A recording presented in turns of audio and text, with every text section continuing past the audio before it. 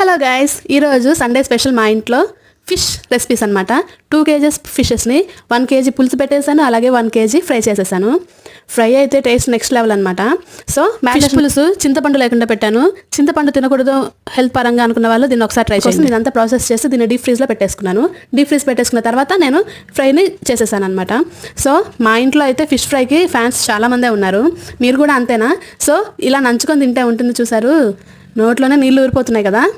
ఇంకెందుకు ఆలస్యం, మీరు కూడా మీ ఇంట్లో ఒక్కసారి నేను చేసినట్టు చేపల పులుసు ఒక్కసారి ట్రై చేసి, అలాగే చేపల ఫ్రై కూడా చేశాను, వీడియో ట్యాగ్ చేస్తాను చూడండి, ట్రై చేయండి.